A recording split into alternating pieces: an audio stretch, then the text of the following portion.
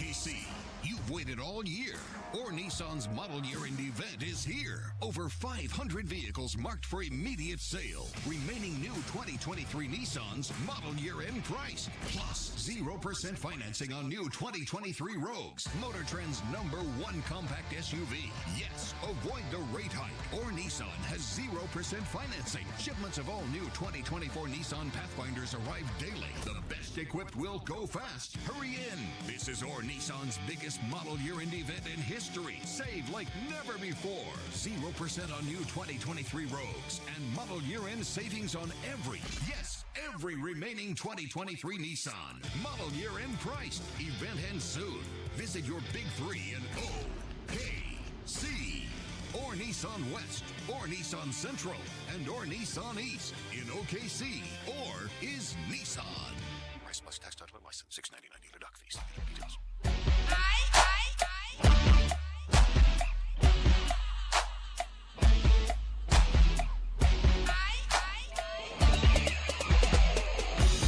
Good evening or good afternoon to you, ladies and gentlemen, and welcome to another edition of the Oklahoma City Public School Coaches Show.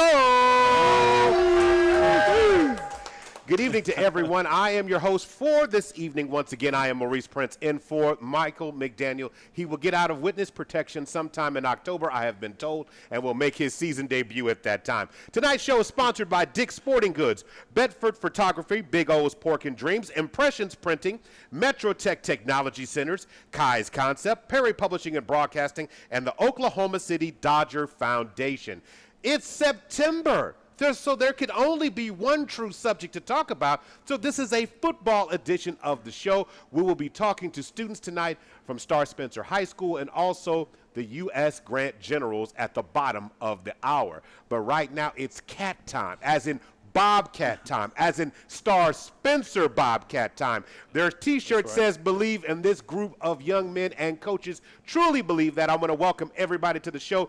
That is the Star Spencer Bobcats. I am joined at the table here with Cosmorod, Mr. D. Mims. I want to make sure I get that right. So when somebody asks you, what'd you do for your birthday, you're going to tell them something special here in a minute, right?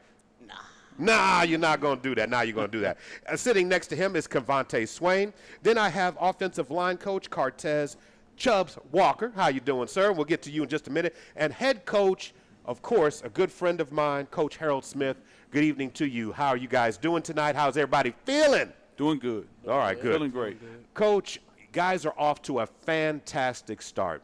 But the work for this Bobcat team began sometime about maybe a year ago, right after the end of last season. So talk to me a little bit about what you had envisioned this team to be, and coming off of last season, what you wanted to, what changes or what needed to be done for this team? Well, I think it starts with the mind, and so that's why the motto this year is I believe. If you look at the shirt, the I is a different color than believe, and so I wanted to make sure that each individual believed in themselves and believed in the program and the coaching staff and each other and what our plan. And so they've bought in, and the results are different. And because they worked hard, they after the last game that we lost last season, those guys got right in the weight room. We lost on Friday, and mostly linemen got right into the weight room on Monday, and they've been going and just put in the work. And so when you work hard, the results are different. But it all starts in the mind. It all starts between the ears. Football can sometimes be an unfair sport in this regard, because sometimes all the work doesn't always add up to a win. So it's a building process on learning to believe, as you said. Talk to me. You said in the offseason they went right to the workroom. When did you, as the coach, because sometimes the coach has to see, okay, we're pushing a message. I got my coaches, we're all buying in. How did you know that you and felt that, okay, you know what, this will be different? Because a culture change is not easy to do. No, it's not.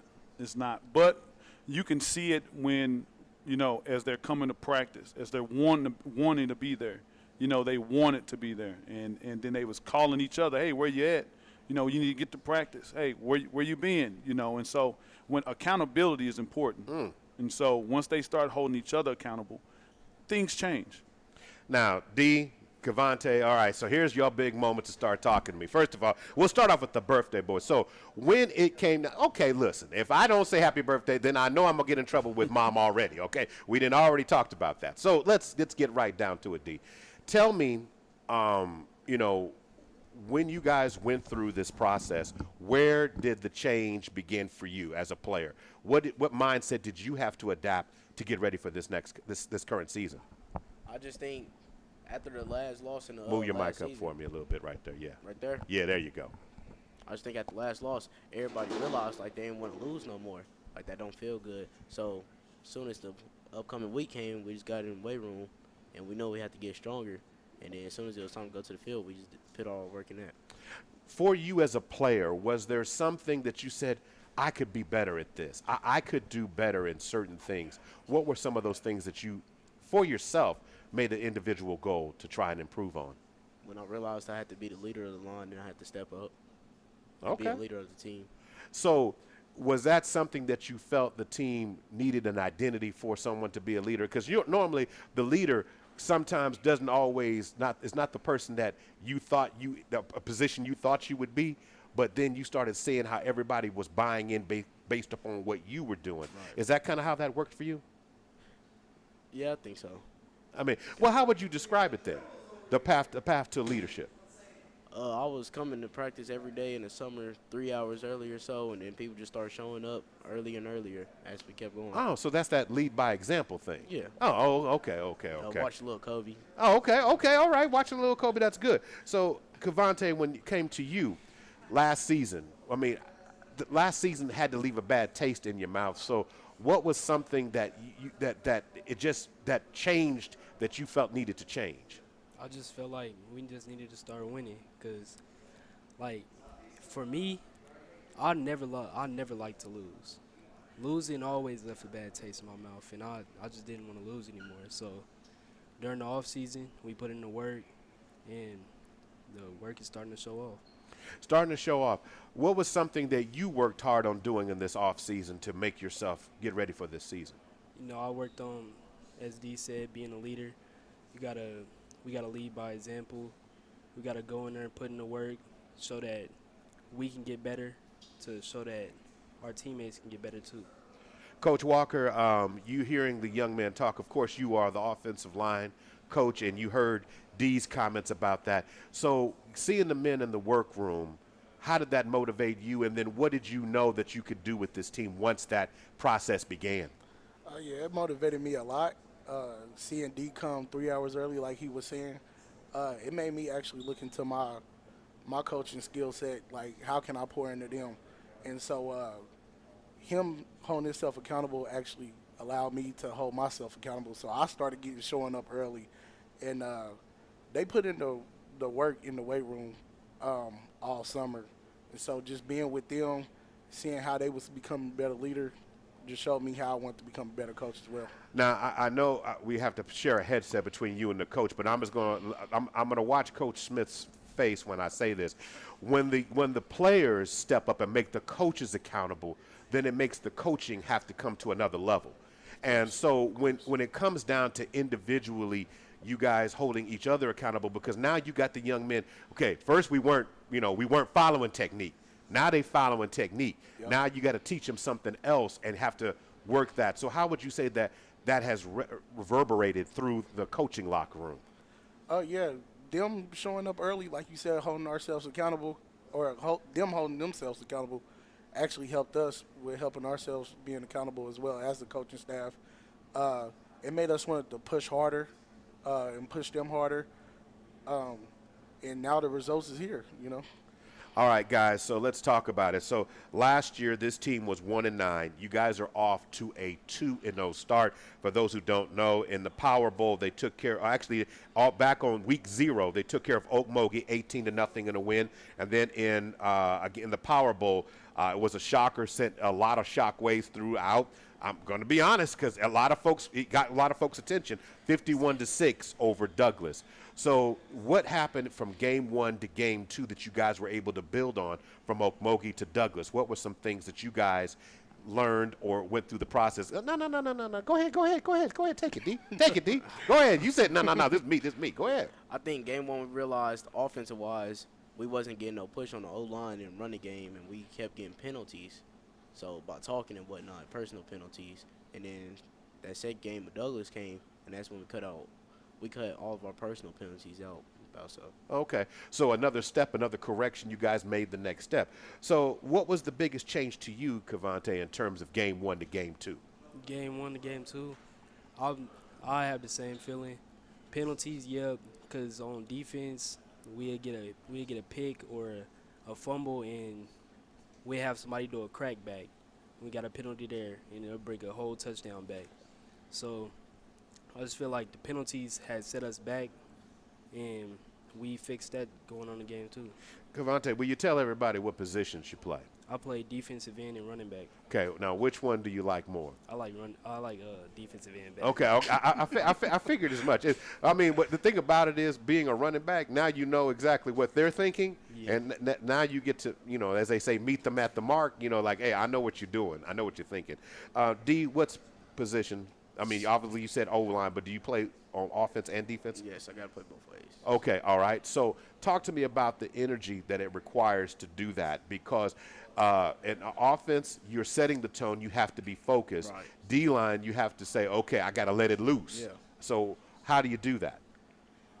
I just be like, hey, I ain't nobody else to do it. I got to do it, Okay, so you're basically saying it doesn't matter the objective. It says it matters what the objective is, not necessarily about all these other things. In other words, it has to be done. So, okay, you're a bridge builder. That's what I'm saying. You're the one that says, okay, we're going to lay this, and this is how we're going to attack it. I like that.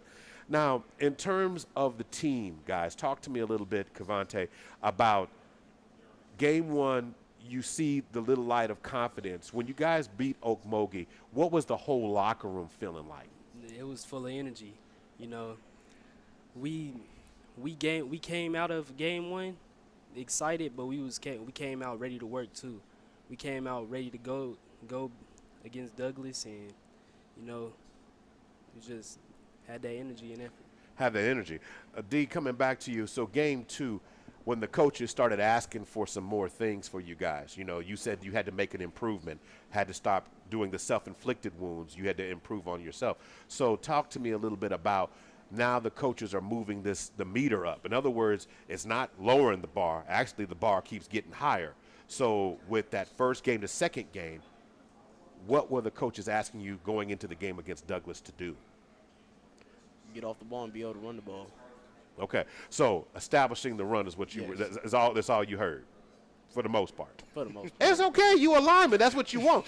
Hey, listen. Let me tell you something. I had to play a little O-line in my day.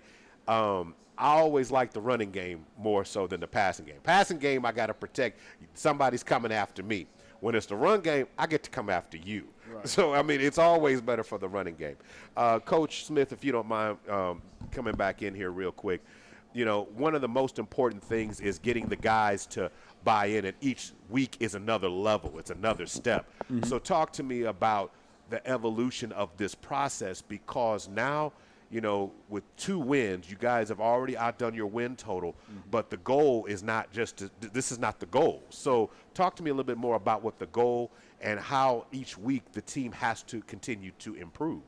Well, going back to week 1, what they didn't say was we won 18-0, but we had 4 touchdowns called back. And so it wasn't like we wasn't scoring. We were just, shooting ourselves in the foot. And so we kept making those mistakes. So we had to correct those mistakes that we were making. That was us. It wasn't anyone else. It was just us. And so once we corrected those, we were better. Now, as far as the goal, the goal is to get better every week, just like daily. I try to wake up every day and be a better person today than I was yesterday. And so with that being said, every game we want to be better. If we had to accomplish new goals, if we had 4 touchdowns and 2 2 defensive touchdowns. You know, we want to increase that. We want a 100% increase. So now we want 8 touchdowns, and we want 4 from the defense. So we just want to keep improving. And sometimes we're not going to make it, but you know, progress is still progress, and we have to remember that. Certainly. You guys have a big game this week, Thursday. Every game is a big game. There's no such thing as a small game. Absolutely. You guys are playing Capitol Hill on Thursday. They're a team that is still trying to identify where they are.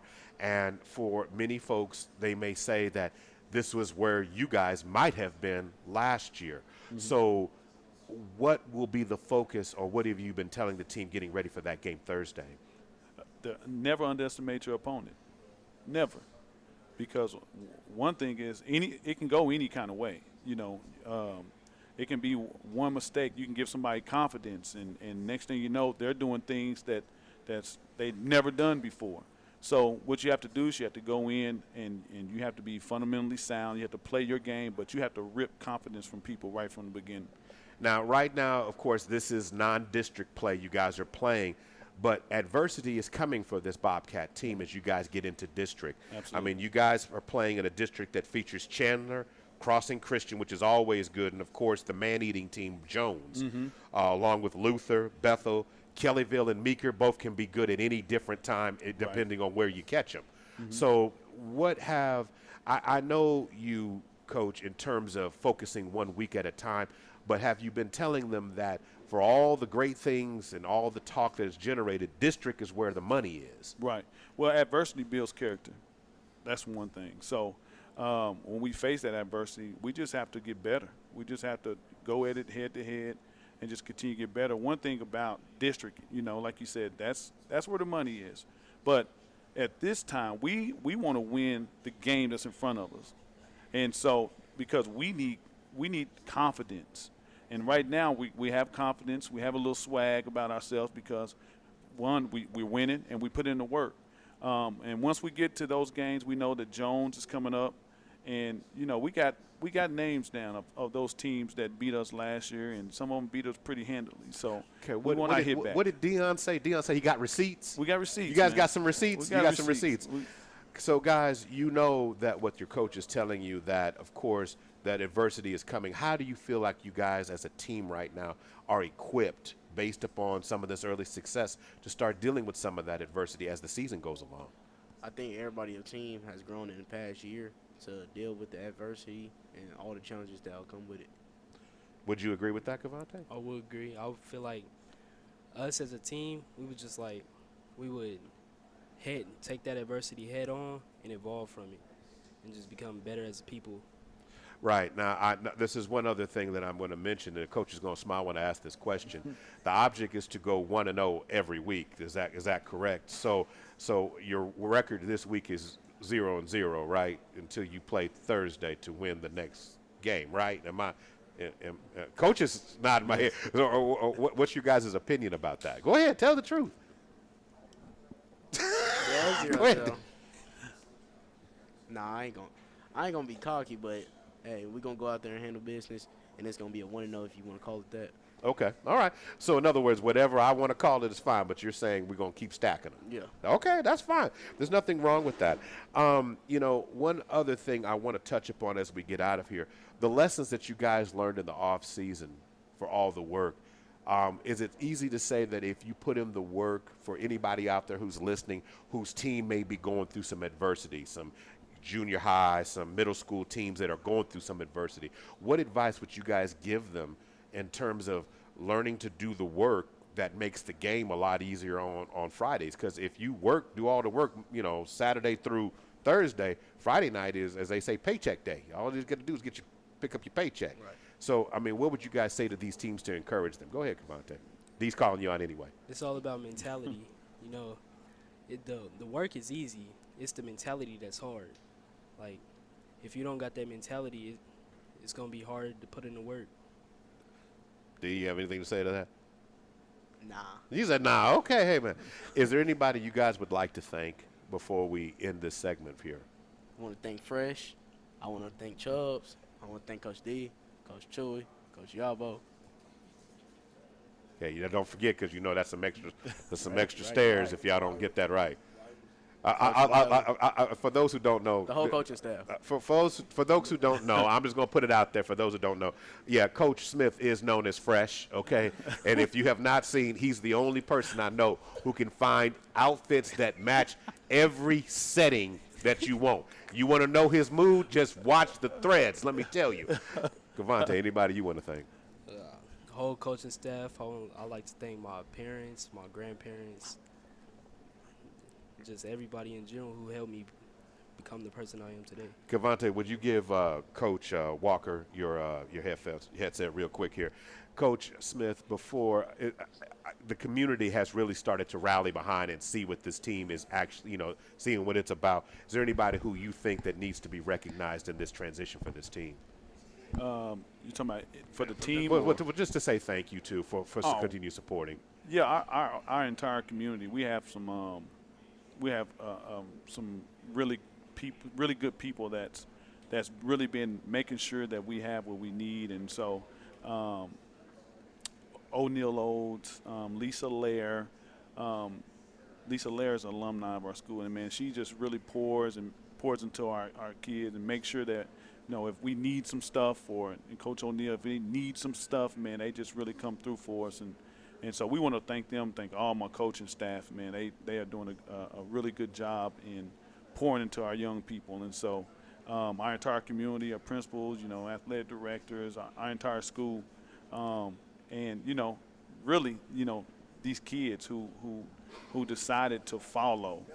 Yeah. And in order to be good leaders, you have to be a good follower. And so they've really picked it up this season and really just said, you know what, we believe. And so that's what we're riding with. All right. Coach Walker, anybody else? We'll give you a chance to get back. Yeah. The entire faculty at Star Spencer, it's not just us as a football team. Everybody is pouring into them. Also, they parent and guardians, making sure that they taking care of, giving them the practice on time, and just believing everything that, we pouring into their kids and helping us out with that.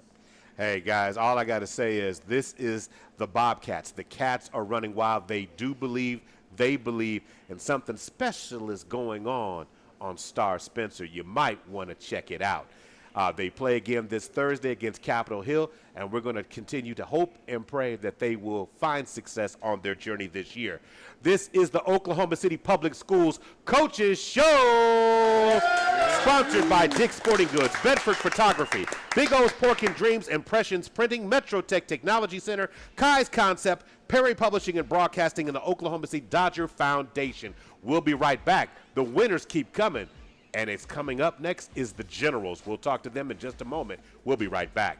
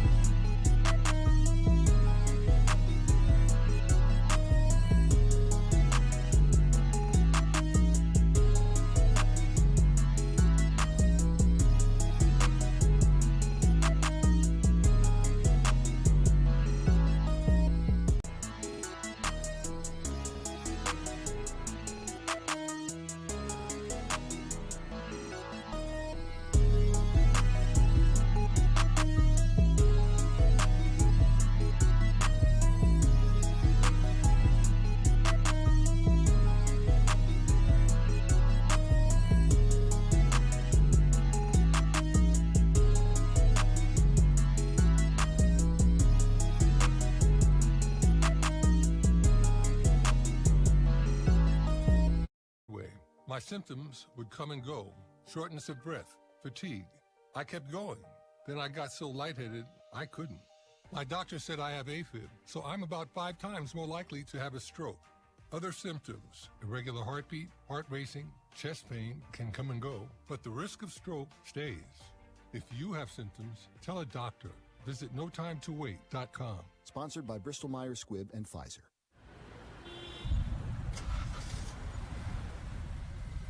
What's up, party people? It's your favorite MC's favorite rapper, MC Light here. And we're celebrating 50 years of hip-hop, authentically powered by Cadillac. And we're going to take it way back to where it started. It was only fitting that hip-hop began with teenagers at a back-to-school jam in the rec room of a South Bronx apartment complex by an 18-year-old brother. By the way, I'm also sure he had a Cadillac parked outside. He noticed the energy on the dance floor when he switched between 2 turntables, extending the beats, repeating the breaks, and never losing the rhythms. And that was the birth of hip-hop. And from that moment, it took off. For more on how Cadillac is celebrating hip-hop's 50th, visit Cadillac.com/audacity. Kevin Harlan here from Monday Night Football on Westwood One. A great game to close out Week 1 when Aaron Rodgers and the New York Jets host Josh Allen and the Buffalo Bills in an AFC East matchup. Join me and Hall of Fame quarterback Kurt Warner live from the Meadowlands on air and on the free live stream, sponsored by AutoZone on Monday Night Football. Right here on CBS Sports Radio 105.3. I didn't ask to be thrown in the streets with nowhere to go. I didn't think I'd survive. But I did ask for help, and Covenant House was there for me. 1 in 10 young adults will experience a form of homelessness this year. For these kids who didn't ask to be put in this unthinkable situation, Covenant House is there. Covenant House helped me break the cycle of homelessness in my family. They gave me the love that I needed. Over 2,000 young people will sleep safely in a Covenant House bed tonight. When youth who are experiencing homelessness have real a quick, hot meal, a safe Coach place Levy, to sleep, will you medical just care say your name and real love, quick? they can Coach Lev. overcome Okay, Coach heartbreaking Lev. challenges and have a brighter And future. They too just loud, really loud genuinely enough. just How's want it to help good? me Okay, succeed and succeed. Samuel, how's it sound? I'm a speaker. I'm an Okay, author. now when you hear Covenant your House voice, really don't get quiet helped on me. and really And then helped mold me into the woman I am today. It's going to be a little tight because we got football players here. All right, and Julian. At Grainger, we're for the ones who pay attention to every little detail.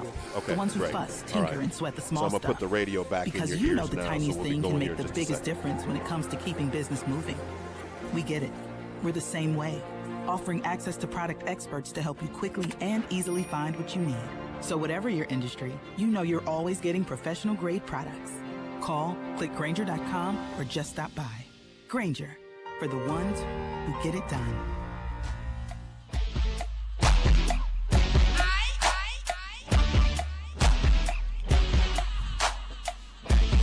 And we are back to the Oklahoma City Public School Coaches Show.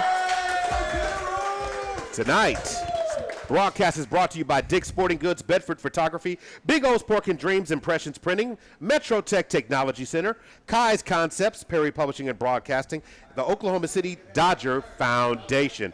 Of course, this is September, and we're continuing the conversation with football teams. And we're going to talk, we talked to one team that's a winner, making a difference this year for their school and their community. That was the Star Spencer Bobcats. But now I am happy to have on the show right now the U.S. Grant Generals, who are also off to a sensational start this season with the record of 2-0. Welcoming to the show right now, I had head coach Coach Lev. I'm going to just go with Coach Levy. Yes, and then I have, of course, student athletes Julian Morales and Samuel Aguirre. How you guys doing? I'm doing good. All right. I'm sure this is a whole new energy that's going on at this school right now for what's going on with this. Congratulations on your outstanding 2-0 start this season.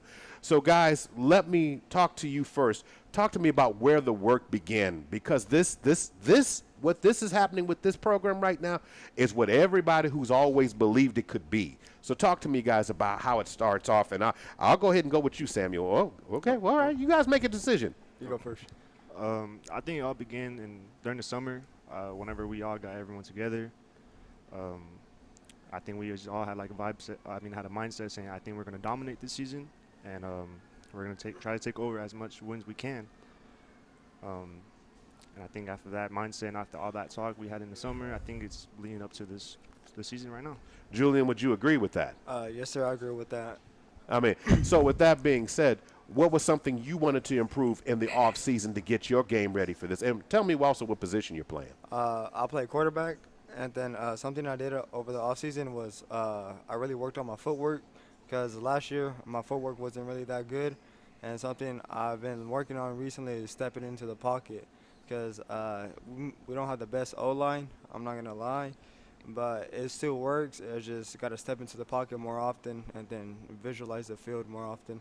So you've worked on your vision, your focus, and your footwork. Yes, sir. So before I let you talk about that, Samuel, what position are you playing? I'm playing DN and tight end. DN and tight end. Oh, Yes, okay. So you like to give the lick and then have to find a way to get open around that. Okay. Yes, sir. So, so Julian, coming back to you real quick here.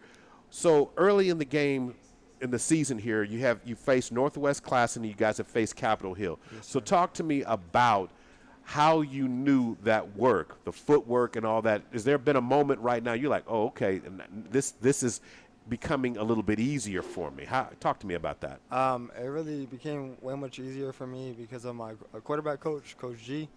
He's really been helping me throughout practice and then throughout the summer on my footwork and then visualizing the field. And then he always tells me if I'm going to launch the ball, launch it with confidence, with power. And then that's what I've been doing these past 2 games, and then it's been working. Now, there's nothing better than having a tight end who has to also nod in his head like, yeah, that's exactly right. Yes, sir. Sam, have you seen confidence grow in Julian that's really shaken or really helped the offensive unit here? Yeah, 100%. I played with him since middle school, 8th grade. He was in 7th grade. I believe he was always good at that starting spot, but over the years that I've seen him play, he's been a lot more better than he was in middle school. Oh, sure. I mean, he's going to grow a little bit. So let's talk and bring in Coach Lev. Coach, congratulations to you on this. The work these young men talked about in the offseason. Talk to me about the building process that's got this general team on the move. I mean, this is exciting. Yes, sir. It's been a while since I've been 2-0 on the season. Actually, Samuel, I feel like his work got put in last offseason. We got powerlifting back at Grant for the first time in over a decade, which was when I was in school back in 2010. And we had guys actually come out and compete a little bit. And Samuel here, he just worked his butt off in the weight room since, from the end of football season to now. All this summer, Julian came back with us during the summer, and we had a core group. Wasn't the biggest numbers, but we had that core group that we could rely on, those 10, 15 guys that show up every single day.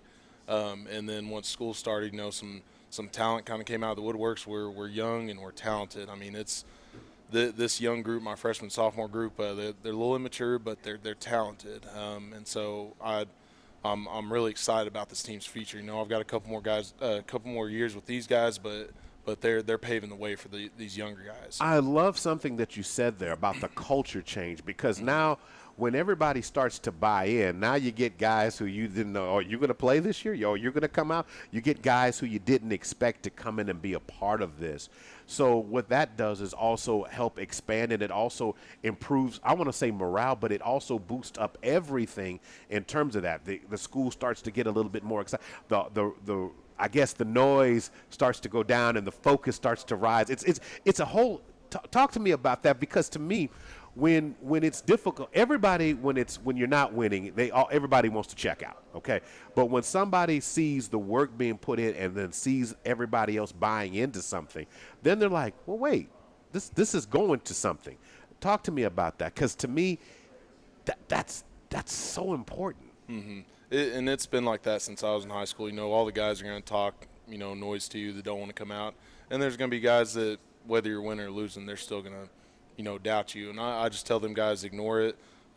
You guys are out here doing what you're supposed to do. Those guys that aren't out here, they're, scared or whatever you want to say they are. But I just tell them, let your talents do the talking, let the scoreboard do the talking, because your haters are going to hate. You're always going to have those guys that doubt you. And we have had some people, I've got gym and weightlifting at school, the kids came in today. It was like, dang, y'all won again? Like, okay, coach, like, congratulations. And I sent out emails to teachers. We got teachers left and right, principals telling us congratulations. The biggest thing is our alumni. I'm class 2011, and our alumni, we had alumni come out of the woodworks from like the 90s that hadn't been to Southside OKC in 20 years, and I heard they're up in the stands. And I told them that today and over the weekend, like, you had guys that were sitting in the stands that were in those jerseys just like you were 10, 20, 30 years ago, and they're proud of you. And we've got guys coming to this game upcoming against Southeast. They're the same thing. So I've been harping on them. Something I learned at UCO is play for those guys before you, play for the guys next to you, and play for those yet to come.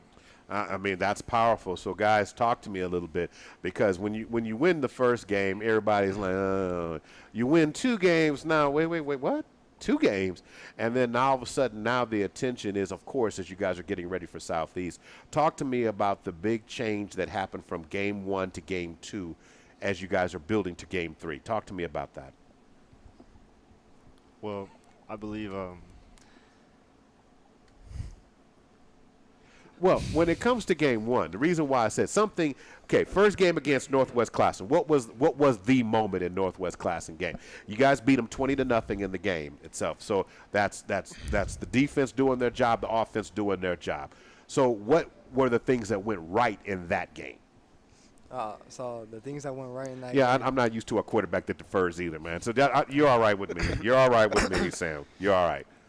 Something I'd like to say is our defense very much improved. I got to give a huge shout out to my coach, Coach Burke. Our defense has been doing our thing. They've been outstanding these past 2 games, and they've really been getting good stops, goal line stops. Basically, like, pretty much we couldn't like do it without our defense, because, like they say, defense wins the game. We have our ups and downs on the offensive side, but like we get it done. At the end of the day, we caught a win, but there's still stuff that we got to fix on and work on during practice to master those stuff. Now, Sam, I'm going to come back to you. So game 2, you guys played Capitol Hill, a team that got the best of you last year. Yes, you guys have a chance to get back over that 24-13 in that game. That was a game, of course, that we called. We were there also to watch that game. Talk to me about the big moment in that game, in your opinion. I believe the defense was actually a really big part in that game. I feel like offense could do their thing and everything, but I feel like if we couldn't stop them, then we wouldn't. Like, it would be like a tougher battle than it was. And I mean, so far, I think it was just really the defense. I think the defense had to step up a little bit more than the previous game. And the offense, it was struggling, but it got their work done. And I think that's what really okay, that's fine. That's fine. So as you guys are getting ready for Southeast this week, what's the mentality in the locker room right now? Southeast has been a team that has been fairly good over the last few years. Yeah. So you guys have a challenge this week. So talk to me about, what you guys need to do well to beat Southeast. I believe teamwork and even more hard work than it ever was than these past 2 games. Okay, so in other words, you're recognizing that the stakes are still high. I just said we got to stay focused this whole week because, again, it's another rivalry game. We got to get our hammer back from Southeast. We've been wanting that back. We got our trophy back from Capitol Hill, and now it's time for us to get our hammer back. Okay, so they have something that belongs to you. Yes, sir. It's been unfairly at someone else's house, and now it needs to come home. Yes, sir. Oh, okay. Well, that's an important detail. I mean, you need to state these things. I don't like it when other folks have my property. So I mean, when it belongs to me, I want to come back, and if I'd like to earn the right to take it back. Coach, when you start hearing your guys looking forward to each challenge and each step, it's an enjoying thing to hear. But what needs to happen for this team to continue to progress in the way that it is so far? I really harp on being prideful where you're from. So like I keep saying, I'm from Grant, and the older generation, they have a special hate for Capitol Hill. When I was in school, my biggest rival was Southeast because all my middle school buddies, either you went to Grant, you went to Southeast. So this game's definitely personal to me. And, it's funny because I've got some guy that was on my staff last year is over there. My old D-line coach, he's over there. Matt Lane, the head coach, I actually worked with him over at U.S. Grant. So it's almost kind of like a brother rivalry too. We're Southside rival too. but we've got guys over there that they've been talking to since they've known since middle school, and coaches that I've worked with before. So it's a very personal game to me. It's always been personal. These last two, Capitol Hill and Southeast, but yeah, I've been trying to instill that pride and that personalness. That's not a word. That personal fire, I guess you'd say, into this game. How important it is. Yeah, when you go into every game like it's a rival game, but 3-0 has been on the mind since we were in preview. Well, I mean, this is one of those things. So 3-0 has been the goal, but it's also kind of like this. I mean, it's that one chance you get to take on a family friend who has something that belongs to you. And if he says, if you beat me fair and square, I'll give it back to you. But sometimes they're not so willing to give it, so sometimes you have to go in there and earn it, the right to take it back. Coach, you guys are playing, of course, in 6A2, Bracket 1. You guys have got teams in district play to look forward to, playing PC West, Muskogee, of course, Booker T, Sand Spring, Bartlesville, Stillwater, and Tahlequah are all in your district. So when you guys start getting to that, getting these non-conference games and confidence up is going to be important going into district. When you start talking about Booker T, Washington, you start talking about Muskogee, these are programs that on the east side that have primarily found themselves constantly in state title talk, things like that. What will it take for this team to continue to progress to be ready for that district play? I mean, like you said, that confidence boosts everything. Being able to go into district play 3-0 versus going in 0-3, I mean, it's day and night difference. But just keeping them locked in. I tell them all the time, being locked in. You got to. Today, I brought the team together. I said, hey, act like you're 2-0. Act like we've been here before. And I think it kind of struck a nerve with them. And I think our mentality going into these district games is going to be way different than what we did last year. Last year it was the first time going out east for me.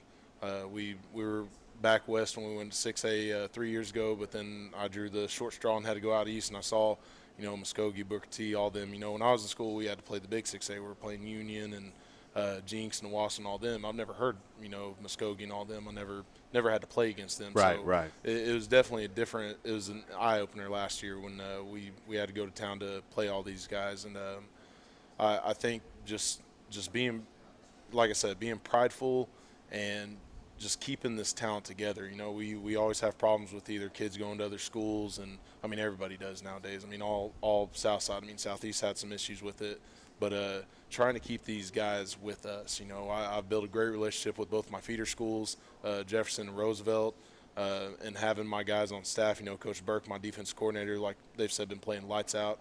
Shout out to Coach Burke. Told him I'd give him a shout out. So, but just having the guys on staff this offseason, actually, I was under a lot of pressure because I lost like half my staff, and trying to find these guys that would be a right fit that I could trust to teach these young guys and to teach these young men and how to play this game the right way. And you can play this game all day long. It could be a wrong way, it could be a right way, but I want them to know the right way how to do things. How to walk, how to talk, how to line up, how to strap up your pads right, just all the little things. And I always say little things equal big things. So as long as you're taking care of business and being locked in as much as you possibly can, I think we'll eventually get to these bigger programs and to where we can compete with them. It's guys, the coach mentions about establishing a family dynamic. You guys said have been together in terms of teamwork, playing together. How have you guys reached out to some of the younger guys who are coming in and want to bring them into this family bond? Because the more the bigger the family gets, the stronger the family will become, and the more competitive you guys can be. So talk to me a little bit about how that process has worked in the locker room, especially with some of the new guys coming in. Well, I think it's really good because as I see, I'm a much older guy. I'm a junior, and I see these sophomore freshmen. I see them as my little brother, and I step up and try to be a big brother to them, teach them everything they know or everything they want to know, or like teach them everything they need to know about 6A football, or to help them prepare for football. Like what Coach Love said, just the little things that matter. Sure. It helps, and then. I think it's just good, especially like the freshmen. They're just coming from middle school football, and now they're going up to high school football, and some of them still think it's the same thing. until they actually take their first snap of high school football, and they're like, oh, this is different. Way Yeah, much different, way much faster. It is, and I'm not going to belittle, the other classes in terms of 5A, 4A, 3A, because there's real football being played at all levels. Yes, but when you guys are, strapping up for 6A football, there is a culture change of what you have to have. You guys have got to be strong, because when I mentioned the schools, Muskogee and some of these other ones, this is what they live for. This is what they live for. So, Sam, what kind of mentality have you had to learn over this? Because some of these schools, I mean, I'm going to be honest here, they are big and established and have been doing this for a while.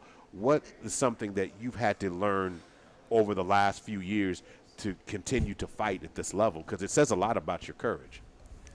I believe you always have to be ready. You can never take anything too soft or too easily. I believe you always have to be prepared, no matter if you think you're not ready or not. Coach Lev and one of my old coaches, Coach Chase, they've always told me, saying, be the hammer, don't be the nail. And I believe that always stuck to me. And I always thought to myself, okay, I don't want to be the nail, so how can I beat this guy in front of me, or what can I do to improve, from old me? And I've always really looked to these guys, and they always tell me things I need to know, and they've always been there for me, and I believe that's really what has been changing me and changing the locker room and everything. Coach Lev, when we start talking about these guys and the fact that you've cared enough to bring in the right coaches to adapt and insinuate the culture that you're establishing now. A lot of things are in transition. You said the transfer, a lot of folks moving around and all of those things.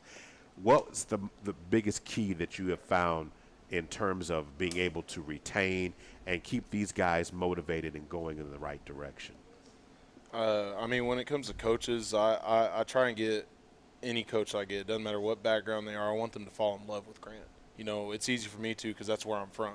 I'm Southside all day long. I'm prideful where I'm from, all the way from elementary all the way up to college. I'm very prideful where I came from. So I've had coaches on my staff from Putnam City. I've had small town schools, big town schools, and whether they stay with me for 1 year, 2 years, 3 years, 5 years, they always leave with some kind of pride or some kind of passion for U.S. Grant. And I feel like when these guys see us feel that way and that they see us getting along, it just spills over into them. They become prideful of where they're from, prideful from being from the South Side, whether we win or lose or draw. Be prideful where you're from, being prideful of being a general. And like the jerseys they have on right now, inside the collar and then on the waistband of the pants, it says "Fight On." That's something that is in our fight song. Yeah, that's what USC says, but it's something that U.S. Grant put in their fight song, and it's just something I put on every graphic that I make. I put #Fight On. So fight on, keep fighting on, be a general.